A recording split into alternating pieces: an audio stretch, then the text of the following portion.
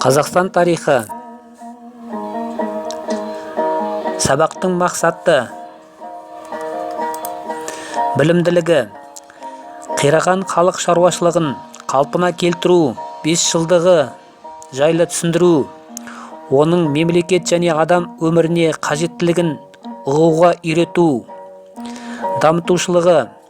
Осы тақырып арқылы студенттердің дүниетанымын, түсінігін, сөйлеу мәдениетін, ой өрісін дамыту.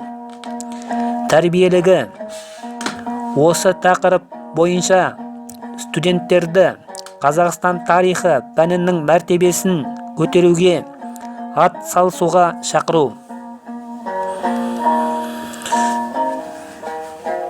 Қираған халық шаруашылығын қалпына келтіру 5 жылдығы.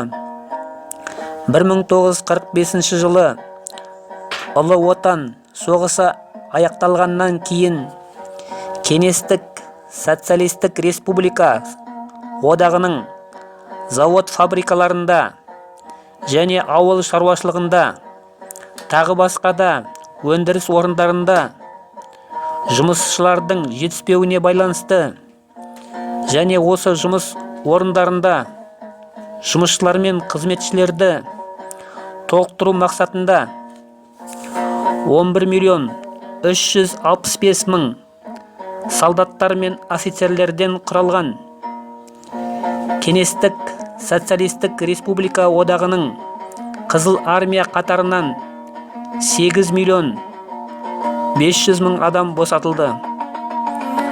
Алғашында Ұлы Отан соғысына дейін Кеңестік социалистік республика одағының Қызыл армия қатарында 2 жылдық әскери борышын өтегендер босатылды.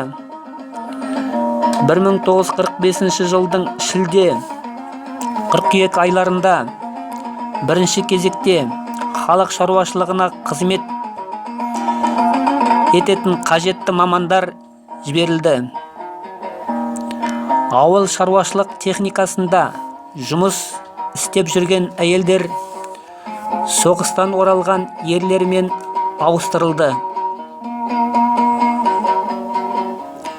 Ауыл шаруашылығы және басқа да өндіріс орындары қарқынды күш ала бастады және өнімдері өсті.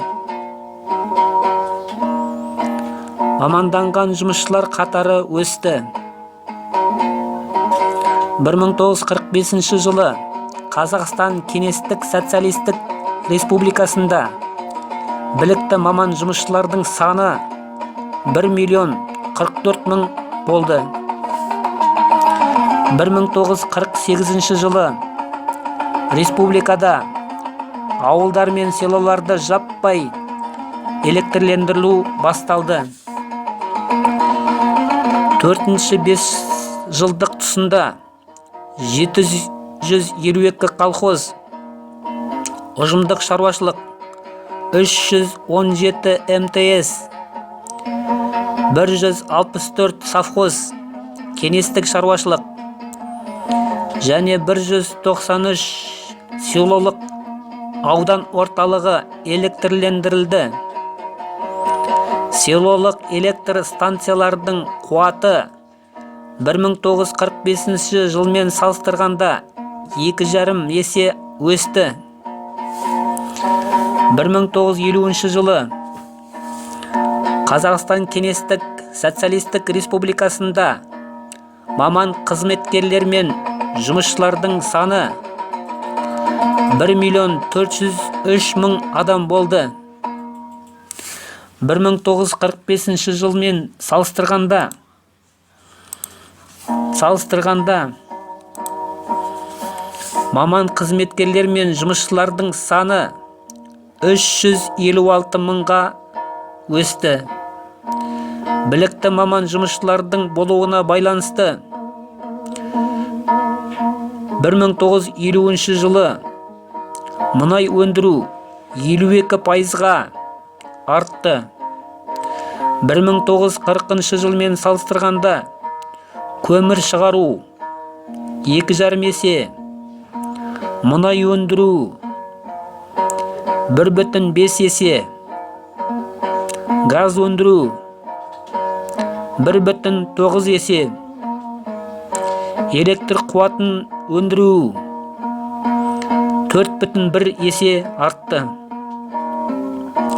1949 жылы көктемде Қазақстан Кеңестік Социалистік Республикасының астанасы Алматыда елдің 56 қаласымен байланыстыратын автоматтық станция салынды. Телефон, телеграф, байланыс ісі жақсартылды. Барлық аудан орталықтары телефон, телеграф байланысына қосылды. 1950 жылы радио жүйесі 1940 жылдармен салыстырғанда 2 есе артты. 1950 жылдардың басында Қазақстан Кеңестік Социалистік Республикасындағы кәсіпорындардың саны 65-ке жетті және мемлекетке қажетті өнімдер шығара бастады.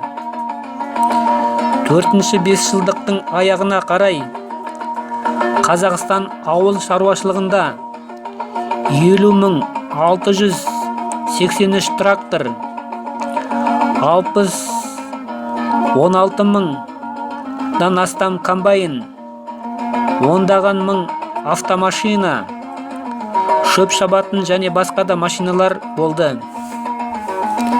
1950 жылы еліміздегі колхоздарда 76 МТС-тар жұмыс істеді. Машина тракторный станциялар жұмыс істеді. Малдың жалпы саны өсті. Ірі қара мал 27%-ға, қой мен ешкі 70%-ға, жылқы 71%-ға көбейді. 5-ші бесжылдық 1951-1955 жылдары ішінде 200-ге жуық жаңа кәсіпорын салынды. Экономиканың даму қарқыны өсті. 1954-1958 жылдары Қазақстан Кеңестік Социалистік Республикасында 730 өнеркәсіп орындары мен цехтар іске қосылды. 1957 жылы тұңғыш тепловоздар Қарағанды Ерейментау темір жолының депосында пайда болды. Жолаушыларды және жүктерді тасымалдайтын пойыздар саны көбейді. Қорытындылай келе, осы айтылған өндіріс орындарындағы және ауыл шаруашылығындағы барлық жетістіктер халықтың арасындағы бірліктің, достықтың және татулықтың, білімділіктің ишаны арқылы осындай жетістіктерге қол жетті.